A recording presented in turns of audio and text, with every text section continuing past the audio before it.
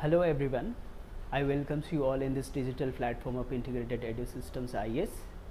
Today we are going to discuss some of the important topics that is from the month of August, and in this current affairs session we'll discuss 4 topics, that is manual scavenging, Ongole cattle breed, drugs for the HIV and Langya virus.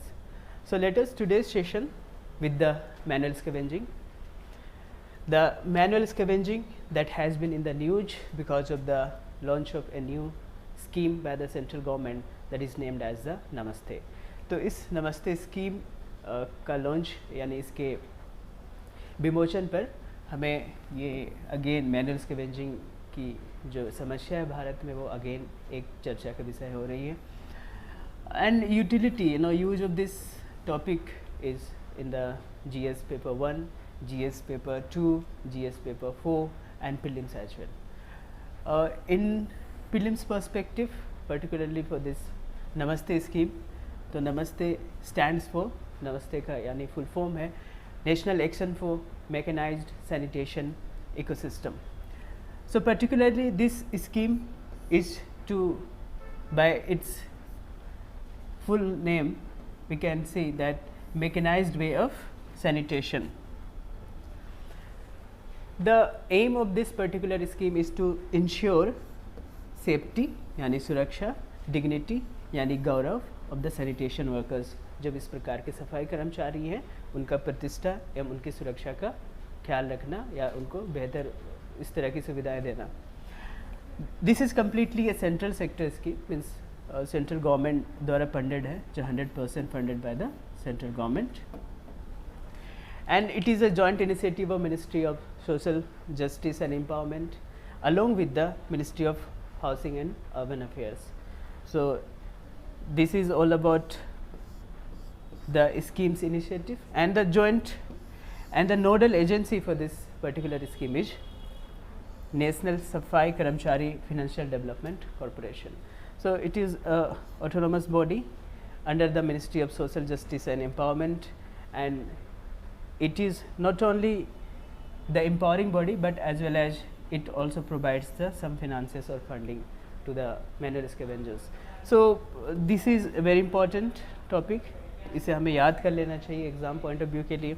And duration for this scheme नमस्ते scheme is year 2022 to 23 to 2025 to 26, यानी 4 साल की ये scheme अगले 4 years के लिए भारत में ये लागू होगी. Now next is for the mains perspective. First of all हमें ये समझना चाहिए कि मैनुअल स्कैवेंजिंग किसे हम कहते हैं, क्या इसकी डेफिनेशन है. तो manual scavenging the practice of removing human excreta, यानी जो मानविक मल है उन्हें अगर हाथ के द्वारा यानी हाथों का प्रयोग करते हुए अगर उसे सफाई की जाए या तो उसे हटाया जाए तो उसे हम मैनुअल स्कैवेंजिंग कहेंगे. एंड हार्ड रियलिटीज़, कुछ ऐसे फैक्ट्स हैं हमारे देश में. फर्स्ट ऑफ ऑल पिछले 2016 से 2020 के दौरान भारत में लगभग 472 मृत्यु यानी 472 डेथ्स हुई हैं. और दूसरी इशू ये है कि कास्ट हायरार्की आज भी हमें कामों में यानी ऑक्यूपेशंस में दिखाई पड़ता है. जैसे कि हम सभी ये देख सकते हैं कि 97% of manual scavengers are belongs to SC यानी शेड्यूल कम्युनिटी क्लासेस. सो जो हिस्टोरिकल हम देखते हैं कि 4 वर्ण रहे हैं हमारे भारत के पुराने इतिहास में, जिसमें सबसे बॉटम यानी सबसे नीचे पायदान पे मार्जिनलाइज्ड यानी काफ़ी पिछड़े वर्ग के लोग हुआ करते थे. और आज भी हम देख रहे हैं कि इस प्रकार के जो काम है सफाई कर्मचारी यानी मैनुअली स्कैवेंजिंग में आज भी ये सभी संलिप्त है, इन्वॉल्व है. The another issue due to this particular stigma of the society is that entire particular those involve in this manual scavenging their growth become stunted. उनकी जो डेवलपमेंट एंड ग्रोथ है वो काफ़ी श्रिंक हो चुकी है, काफ़ी स्टंटेड है, particularly because of the social exclusion. Historically हमने देखा कि उनको access to the public facilities नहीं था, वो रोड पे, कुओं में, स्कूलों में नहीं जा सकते थे. हालांकि that become changed after the independence of India and insured through various fundamental rights and government initiatives. But still that issues those had been in the past and their aftermath उनकी आज भी हमें रिफ्लेक्शन दिखाई पड़ता है उनका development पे. और vicious cycle of poverty because of they had no such adequate economic opportunities access to that. तो आज भी हमें ये दिखता है. हालांकि अभी बदलाव हो रही है but still that is lot of done to be need to be done in that direction. The legislative measures, क्या ऐसे हमारे भारत में ऐसे क्या कानूनी प्रावधान हैं जिससे हम इन इश्यूज़ को ओवरकम कर सकते हैं, उनसे हम बेहतर स्थिति दे सकते हैं. तो 2013 वर्ष में provision of employment as manual scavenging and their rehabilitation act को पारित किया गया. एंड उस एक्ट के तहत में मैनुअल स्कैवेंजिंग को बैन कर दिया गया और उन्हें एक डीह्यूमनाइजिंग प्रैक्टिस यानी ये अमानविक कार्य के रूप में इसे रखा गया, उस कैटेगरी में रखा गया. तो another important pillar of this particular act is that कि वो उन्होंने एम्फसाइज किया need to correct historical injustice, जो बरसों की अन्याय हुई है या फिर साथ में इंडिग्निटी यानी जिस प्रकार से उन्हें हमेशा एक दबाव में रखा गया है, उनसे बेहतर स्थिति कैसे दिया जाए, ये फोकस है इस पर्टिकुलर एक्ट का.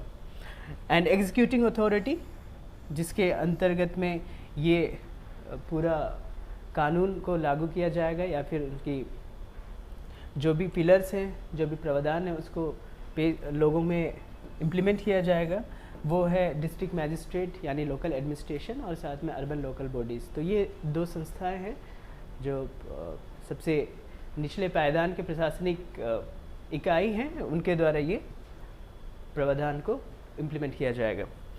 And very important, any violation, अगर इसका इस एक्ट के तहत की जो प्रावधान है उनका अगर कहीं पे वायलेशन होता है या फिर उनका इम्प्लीमेंटेशन नहीं होता, उनके कानून को तोड़ने पर डायरेक्टली उन्हें अरेस्ट किया जा सकता है. ये कॉग्निजेबल है यानी पुलिस उसे डायरेक्टली अरेस्ट कर सकती है और साथ में ये नॉन बेलेबल भी है यानी किसी व्यक्ति को बेल भी उपलब्ध नहीं हो सकता. तो ये आपराधिक है और काफ़ी संगीन जुर्म की कैटेगरी में रखा गया, इससे ये हमें समझ आता है. तो आगे हम देखते हैं कि नमस्ते स्कीम किस प्रकार से एक गेम चेंजर यानी क्या प्रोमिसेस लेके आई है. अगर इसकी हम बात करें तो नए भारत का नया ऐलान, मशीन से सफाई, सुरक्षा व सम्मान, ये मोटो के तहत नमस्ते स्कीम को लॉन्च किया गया है और इसमें 3 पिलर से स्वच्छता, सुरक्षा एंड सम्मान. तो हम समझते हैं कि किस प्रकार से ये गेम चेंजर होगी. फर्स्ट ऑफ ऑल, नमस्ते स्कीम के तहत सेफ्टी गियर्स एंड मशीन की प्रावधान है यानी किस प्रकार से मैकेनाइज्ड किया जाएगा, इस पर काफ़ी जोर है.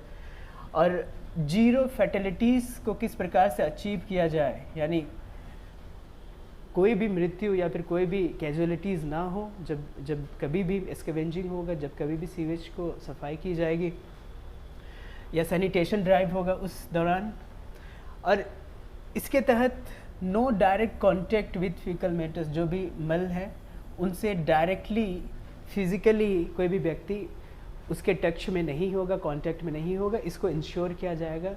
और साथ में इनहेंसिंग ऑक्यूपेशनल सेफ्टी और साथ में जो भी प्रोविजंस है टेक्नोलॉजी में या फिर आज के डेवलपमेंटल साइंस में, उस सभी उपकरणों का, उन सभी तकनीकियों का भी इस्तेमाल किया जाएगा. और ये बेसिकली ये हम देख सकते हैं कि how that can be through the mechanised way can be scavenging can be undertaken. And next is a capacity building यानी उनके स्किल्स को कैसे होन किया जाएगा, कैसे बेहतर किया जाएगा ताकि जो भी सैनिटेशन वर्कर्स हैं उनकी जो बरसों से एक धारणा रही है कि वो सभी केवल मैनुअल स्कैवेंजिंग ही कर सकते हैं, उन्हें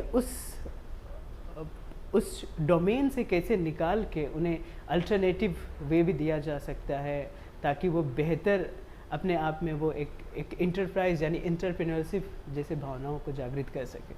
सो वेरी फर्स्ट स्किलिंग, उन्हें किस प्रकार से ट्रेनिंग दिया जाए, उनमें और स्किल्स डेवलप की जाए और साथ में IEC टूल्स यानी information education and communication basically जिनकी धारणा रही है कि वो चेंज नहीं कर सकते अपने आप को, वो जो बरसों से एक लेगेसी के तौर पे देखते हैं उसी कार्य को, तो उन्हें किस प्रकार से काउंसलिंग यानी उन्हें परामर्श करके उन्हें समझा कि हम किस प्रकार से और भी कामों के लिए उन्हें प्रेरित कर सकते हैं, इस पे गवर्नमेंट का जोर है। एंड साथ में उन्हें आइडेंटिफाई करना और उनकी पर्टिकुलरली वो जिनका इनफॉर्मल वर्कफोर्स में है, यानी कहीं रजिस्टर्ड या फिर किसी गवर्नमेंट संस्था से नहीं जुड़े हैं, ऐसे इनफॉर्मल जो वर्कफोर्स है सैनिटेशन के डोमेन में, उन्हें भी किस प्रकार से उनका डाटाबेस तैयार किया जाए और ताकि उन्हें भी हम इस नमस्ते स्कीम के साथ जोड़ सकें। And the next is sustainable livelihood. हम कैसे सस्टेनेबल लाइवलीहुड यानी उनके रोज़मर्रा यानी उनके रोज़गार को हम कैसे बना सकते हैं, उनके इनकम को कैसे हम सस्टेनेबल बना सकते हैं, इस पे जोर है। SHG मॉडल की कल्पना की गई है। सेल्फ हेल्प ग्रुप यानी एक ग्रुप होगा जिसमें कई लोग होंगे और उनमें वो मिल के काम कर सकते हैं। अगर वो अकेले कैपेबल नहीं हैं उस पर्टिकुलर काम को, उस पर्टिकुलर इंटरप्राइज या फिर पर्टिकुलर स्टार्टअप को करने में, अकेले में अगर वो समर्थ नहीं है, तो वो फिर मिल के भी ये काम को अंजाम दे सकते हैं, मिल के कर सकते हैं। तो ये प्रोविज़न है। और साथ में इंटरेस्ट सबवेंशन यानी उनमें इंटरेस्ट में भी छूट दी गई है, रिलैक्सेशन है। जैसे अगर मेन के लिए हम देखते हैं 5% इंटरेस्ट है, तो वहीं वुमेन के लिए 4% है, तो अतिरिक्त यानी एडिशनल 1% और कम की गई वुमेन के लिए। तो इंटरेस्ट सबवेंशन गवर्नमेंट इसमें प्रावधान की है। और साथ में सब्सिडाइज्ड क्रेडिट यानी जितने भी क्रेडिट होगा, सपोज़ वो अगर 5 लाख का होगा तो उसमें हम देख सकते हैं कि एटलीस्ट उसके कुछ परसेंटेज यानी उस क्रेडिट में कम्प्लीटली 5 लाख का क्रेडिट अगर कोई लेना चाहे तो वो 5 लाख नहीं माना जाएगा। उसे उसमें हो सकता है गवर्नमेंट 4% 4 और 3 लाख तक का ही इंटरेस्ट ले उस पर्टिकुलर सैनिटेशन वर्कर से, और बल्कि वो लोन के रूप में 5 लाख थे। तो that is kind of subsidise credit, उसमें किस प्रकार से वो रिलैक्सेशन भी होगा। और साथ में इसमें और एक इम्पॉर्टेंट पहलू ये है कि अमृत प्रोग्राम यानी Atal mission for regeneration and urban transformation, जिसके तहत में हमारे अर्बन सेंटर्स में यानी शहरों में किस प्रकार से एक बेहतर इंफ्रास्ट्रक्चर, पब्लिक सर्विस फैसिलिटीज़ को प्रोवाइड किया जाए, मुहैया किया जाए, इस अमृत स्कीम में यही हम देखते हैं कि इसका मेजर ऑब्जेक्टिव है। और इस अमृत स्कीम को नमस्ते स्कीम के साथ मर्ज किया गया है, यानी उसे कन्वर्ज किया गया है, ताकि जो हम बेहतर सैनिटेशन फैसिलिटीज़, बेहतर ड्रेनेज सिस्टम, बेहतर सीवेज सिस्टम की हम कल्पना करते हैं अमृत में, तो उसमें नमस्ते स्कीम भी एक स्टेक होल्डर यानी एक भागीदार के रूप में काम करेगा। तो इसको देखते हुए तकरीबन 500 सिटीज़ में जिनकी पॉपुलेशन लगभग 1 लाख से भी ज़्यादा है, उनमें ये इस प्रकार का कन्वर्जेंस का भी प्रावधान है। And the next is saturation with social security schemes, यानी इसके तहत में जो भी सैनिटेशन वर्कर्स हैं, मैनुअल स्कैवेंजिंग करने वाले लोग हैं, उनके फैमिली है, उनको इसके अलावे स्पेशल यानी जिस प्रकार से भारत में हम देखते हैं कि BPL फैमिलीज़ को कई स्कीम्स का बेनिफिट्स दिया जाता है, उनको भी इस कैटेगरी की तरह ऑलमोस्ट इक्विवेलेंट रखा गया है। और इसके तहत जैसे प्रधानमंत्री आवास योजना, अगर वो उनके घर नहीं है, उनके मकान नहीं है, तो the government will provide the PM Awas Yojana that building और that house as well as access to the PDS यानी पब्लिक डिस्ट्रीब्यूशन सिस्टम, यानी उन्हें राशन दुकान से भी अनाज की व्यवस्था की जाएगी उनके लिए। और साथ में अगर उनके पास वो लैंडलेस है तो उनके लिए लैंड अलॉटमेंट भी होगा ताकि वहाँ पे वो अपना घर बना सके। और साथ में free coaching for the competitive and entrance exam के लिए भी उन्हें स्कॉलरशिप वगैरह का भी प्रोविज़न है। तो these all are very important to develop और uplift the sanitation workers status. और साथ में 3 level monitoring system, that is very much important, because पहले भी गवर्नमेंट ने कई बार स्कीम्स या फिर कई डायरेक्टली और इनडायरेक्टली कई इनिशिएटिव्स रखे थे इनके स्थिति को बेहतर करने के लिए, बट लेकिन इन्फोर्समेंट और implementation has been that domain has been major root cause for the failure of these initiatives. यानी वो कई बार सफलता नहीं मिल पाया, उसके बावजूद भी कई इनिशिएटिव्स के बावजूद भी बिकॉज ऑफ द इन्फोर्समेंट, यानी उन्हें लागू करने यानी उन्हें मॉनिटरिंग बेहतर नहीं हो सकी। तो दैट इज़ इसीलिए इसमें 3 लेवल यानी 3 लेवल मॉनिटरिंग सिस्टम की कल्पना की गई है। फर्स्ट में सेंट्रल गवर्नमेंट, जिसके तहत में नेशनल यानी राष्ट्रीय सफाई कर्मचारी फाइनेंशियल एंड डेवलपमेंट कॉरपोरेशन उसे मॉनिटर करेगा इंटायर स्कीम को। सेकेंड में स्टेट लेवल्स काम करेंगे, हर सभी स्टेट। एंड थर्ड में म्यूनिसिपल यानी नगर पालिका जो है वो इस पर काम करेंगे, तो ताकि वो इस स्कीम को सुनिश्चित कर सके कि वो बेहतर काम कर रहा है या फिर वो अपना जो भी 4 इयर्स का टेन्योर है टिल 25-26 तक उसे अचीव किया जा सके कि वो हमारे मैनर्स स्कैवेंजिंग को हटाया जा सके। The next is Ongole cattle breed.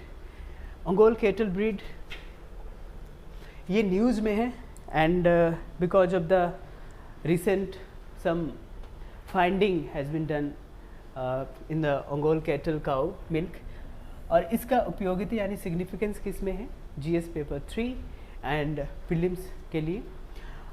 Important information, Ongole क्यों रखा गया है नाम इस कैटल का या इस काउ का, क्योंकि ये ओंगोल एक प्लेस का नाम है, वहाँ पे ये ओरिजिनेट है, वहाँ का एंडेमिक है, वहाँ के इंडिजिनियस ये वैरायटी है इस काउ का, और वो आंध्र प्रदेश के पराकाशन डिस्ट्रिक्ट में ये ओंगोल एक जगह का नाम है, ये एक प्लेस का नाम है। उसी के नाम पे ओंगोल कैटल ब्रीड का भी नाम रखा गया है, ये हमें याद रखना है। देन ये एरिया बेसिकली हम देख सकते हैं कि मूसी, और ये मूसी रिवर है, रिवर जो हैदराबाद से होकर बहती है हम सभी जानते हैं, और ये प्रकाशन डिस्ट्रिक्ट है और ये गंडालकामा रिवर है। तो इन एरिया के बीच में हम देख सकते हैं कि ये ओंगोल कैटल ब्रीड का एरिया है, ओंगोल कैटल। तो ये इम्पोर्टेंट है। नाउ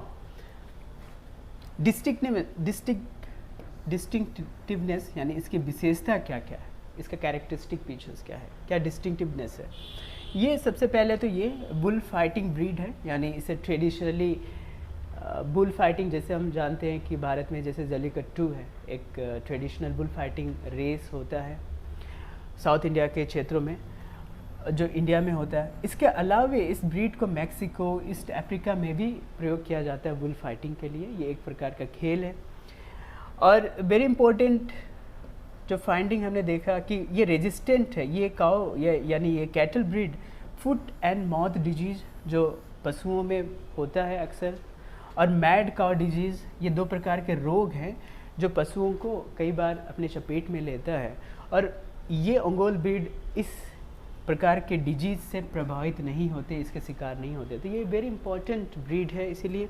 और साथ में इसके मिल्क में A2 यानी LL ऑफ बीटा कैसीन भी पाया जाता है, जो बहुत ही इंपॉर्टेंट है इम्यूनिटी प्रोवाइड कराने के लिए, प्रतिरोधक क्षमता के लिए। जो कई सारे वायरल डिजीज़ हैं उससे ये हमें सुरक्षा प्रदान करती है अगर हम इसके दूध को ग्रहण करते हैं या फिर इसे हम पीते हैं। द सेकेंड थिंग, इसके इन सभी के अलावा ये लार्जेस्ट कैटल ब्रीड हम कहते हैं, क्योंकि इनकी वाइड स्प्रेड विश्वव्यापी हम इसे देख सकते हैं, चाहे वो north America, south America, Africa, Asia, even Europe में भी ये पाया जाता है। तो ये हम देखते हैं कि ये सबसे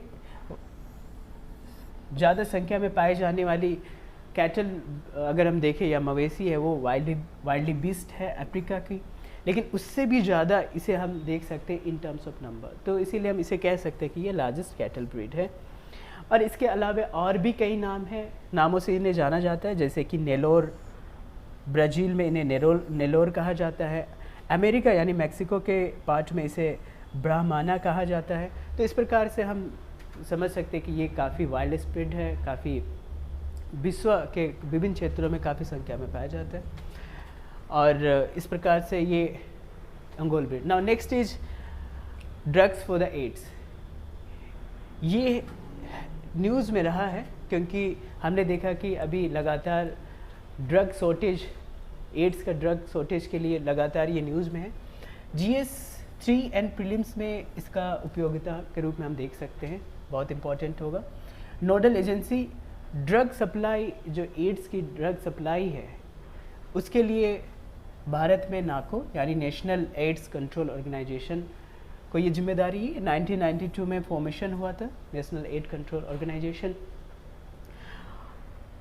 HIV या एड्स यानी ह्यूमन इम्यूनो डिफिशियंसी वायरस और एक्वायर्ड इम्यूनो डिफिशियंसी सिंड्रोम, यानी ये फुल फॉर्म है HIV का और या फिर एड्स का। इसमें जनरली इम्यूनिटी सिस्टम सप्रेंट हो जाती है, वो सप्रेस हो जाती है और इसीलिए ये काफ़ी फैटल भी है। अगर हम बात करें एड्स के बारे में तो वेरी फर्स्ट टाइम इसे वेल डॉक्यूमेंटेड किया गया था 1981 में from the samples that acquired from the jungle of Congo in the Africa. But 1950s में ये माना जाता है कि कैमरून के जंगल में, Cameroon that is a country in the West Africa, वहाँ पे नॉन ह्यूमन प्राइमेट्स यानी बंदर प्रजाति के जो जानवर थे, एनिमल्स थे, उनमें ये पहली बार पाया गया था और माना जाता है कि उसके बाद ये वर्ल्ड में विभिन्न क्षेत्रों में फैल गया यानी स्प्रेड हुआ। लेकिन वेल डॉक्यूमेंटेड है 1981 में, तो फर्स्ट रिकॉग्नाइज्ड इसका मतलब है कि वेल डॉक्यूमेंटेड हुआ था 1981 में in the part of Congo और central west Africa. And 1950s में हालांकि ये कैमरून में भी पहले इसकी पाने की आशंका जताई गई थी, बट लेकिन in the non human primates में, इसे हमें याद रखना है। एज ऑफ 2021 तकरीबन 3.8 करोड़ लोग इन्फेक्टेड हैं जो लिविंग इंडिविजुअल्स हैं वर्ल्ड वाइड, और लगभग उसी वर्ष के दौरान इन 2021 ईयर लगभग 6.5 लाख लोगों की मृत्यु भी हुई because of the AIDS. So it can be said as a very widespread or kind of pandemic like disease AIDS। हालांकि ये incurable नहीं है इसे, बट ये preventable है, यानी इनकी अभी तक कोई एक पर्टिकुलर मेडिसिन जिससे एड्स इन्फेक्टेड व्यक्ति ठीक हो जाए ऐसा नहीं है। बट लेकिन अभी हाल में एक वैक्सीन की ट्रायल चल रही है थाईलैंड में, RB144, और उम्मीद है कि ये जल्द ही लोगों के सर्विस में आए। बट क्या एक ट्रीटमेंट फैसिलिटी है, क्या एक उपाय हो सकता है अगर कोई व्यक्ति एड्स इन्फेक्टेड हो, तो उसे हम हार्ट यानी highly active anti retroviral therapy कहते हैं, और इसके तहत में उन्हें कुछ कॉम्बिनेशन ऑफ ड्रग्स है जिन्हें एडमिनिस्टर किया जाता है, जिन्हें लेने के लिए सलाह दिया जाता है। इससे बस एड्स से छुटकारा तो नहीं मिलता, बट लेकिन जो एड्स की वायरल है यानी जो डिजीज़ है उस इंसान को स्लोली प्रोग्रेशन में मदद करता है, यानी वो फैलता शरीर में नहीं है जल्दी, जिसके वजह से वो उनकी लाइफ एक्सपेक्टेंसी बढ़ जाती है। अगर हम देखें कि बिना ड्रग का अगर कोई व्यक्ति इन्फेक्टेड है तो उनकी लाइफ एक्सपेक्टेंसी हार्डली एवरेज 11 साल तक ही होती है। बट अगर वो इस प्रकार के थेरेपी को लेता है, उसे अगर वो उस रिजीम को एक्सेप्ट करता है, तो उनकी लाइफ एक्सपेक्टेंसी ऑलमोस्ट एक नॉर्मल इंसान की तरह होती है। तो ये कई लेवल में हम देख सकते हैं कि कारगर है, इफ़ेक्टिव है। WHO ने कॉम्बिनेशन ऑफ ड्रग्स की प्रिस्क्रिप्शन दी है। फर्स्ट लाइन ऑफ ट्रीटमेंट के तहत वो डोलिटेराविर, लेमिवुडिन, टेनोफोविर को रखा गया, एंड द अल्टरनेटिव्स के तौर पे टेनोफोविर यानी इसके अलावे भी लेमिवुडिन और इफाविरेंज के तौर पे ये 3 कॉम्बिनेशन ऑफ ड्रग्स हैं, 2 डिफरेंट सेट में, और इससे किसी भी HIV एड्स इन्फेक्टेड व्यक्ति को बेहतर एक हेल्थ हो सकती है, उसको रिकवरी में कुछ समय मिल सकता है। अगर भारत में हम देखें तो हमने अभी देखा कि ये स्टॉक आउट हुआ है, शॉर्टेज हुई है भारत में। लगभग इसके वजह से 5% लोग अफेक्टेड हुए हैं, दैट इज़ अबाउट 72,000 लोग, यानी भारत में लगभग 14.5 लाख व्यक्ति हैं जो अफेक्टेड हैं HIV एड्स से, जो रिपोर्टेड है। बट 5% को एक्सेस नहीं हो पाया अभी रिसेंट शॉर्टेज की वजह से, जिसमें से ये अगेन सेम मेडिसिन्स है जो हम देख सकते हैं जो शॉर्टेज में है। और इसमें से एक इम्पॉर्टेंट मेडिसिन है नेविराफाइन सिरप। ये एक सिरप है नो, ये एक प्रोपैलेक्सिस के तौर पे इसे यूज किया जाता है। जो बच्चों को दिया जाता है, ऐसे बच्चे जो जस्ट जिनकी मदर HIV एड्स से इन्फेक्टेड है, अगर उनसे जो जन्म लेता है कोई बच्चा है तो उसे भी एड्स ना होने उन्हें एड्स होने की डर हो सकती है, तो उनसे कैसे उन्हें बचाया जा सकता है, एक प्रोटेक्टिव शील्ड के तौर पे ये मेडिसिन दी जाती है। एक सिरप है नेविरफिन, इसे हमें याद रखना चाहिए। और इसके अलावा क्या इम्पोर्टेंट फैक्टर्स हो सकते हैं, वो स्ट्रीमलाइनिंग ऑफ ड्रग सप्लाई, यानी हम सप्लाई चेन को बेहतर कर सकें, और साथ में सेंट्रल प्रोक्योरमेंट को अगर हम ठीक कर सकें तो इससे जो एड्स के लिए ड्रग है उसके शॉर्टेज को हम ओवरकम कर सकते हैं, और जो भी पेशेंट है उनके लिए एक बेहतर स्थिति हम प्रदान कर सकते हैं। नेक्स्ट इज लांगिया वायरस, ये न्यूज़ में है, एंड इसके बारे में अगर हम बात करें तो Langya virus recently the new England journal of medicine ने एक पब्लिश किया कि एक नया वायरस, एक वैरायटी मिली है, और ये एक चाइनीज़ एरियाज़ में यानी चाइनीज़ प्रोविंस में मिला है, और इसका अगर हम यूज़ देखें तो GS पेपर 3 एंड प्रीलिम्स में होगा। इस वायरस का नाम रखा गया लांगिया हेनिफा वायरस, इसे शॉर्ट फॉर्म में लाइवी कहा जाता है। तो लांगिया इसीलिए क्योंकि ये लांगिया टाउन एक सैंडोंग प्रोविंस है, सैंडोंग राज्य है, प्रांत है चाइना में, उस जगह के नाम पे लांगिया रखा गया। एंड हेनिफा वायरस यानी ये वायरस RNA वायरस है, और ये क्लोजर रिलेटिव है हेंड्रा और निफा वायरस। ये दोनों वायरस को हम सभी जानते हैं कि फ्रूट ईटिंग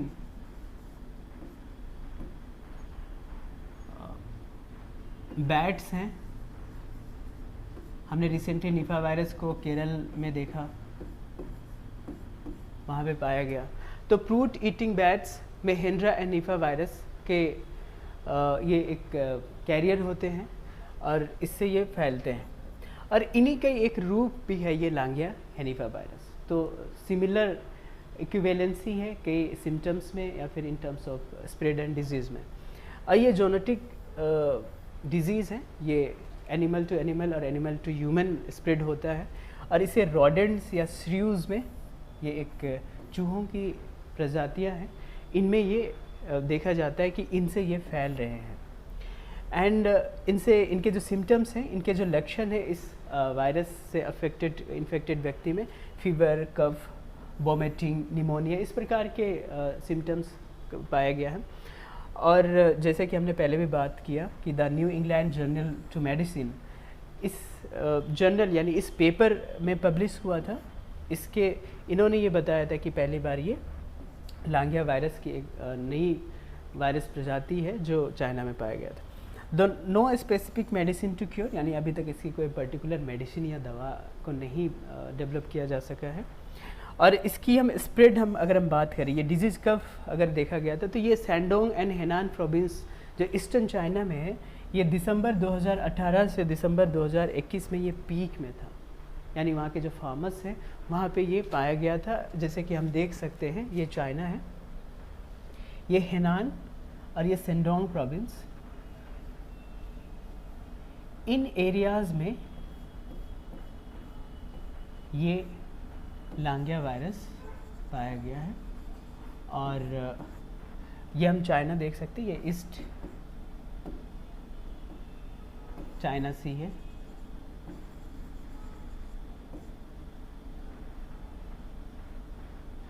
यानी ईस्ट ऑफ द चाइना सी, यानी साउथ चाइना सी है ये, इसे क्लियर रखना चाहिए। तो हेनान एंड सेडोंग प्रोविंस यहाँ पे, यानी ये ईस्टर्न चाइना ये पार्ट में ये वायरस को पाया गया है, यहाँ से सैंपल्स लिए गए हैं। तो विद दिस आज के इस सेशन में will wind up today's session, और for the next session we will talk some more important topics from the month of August. For that, thank you for being with me.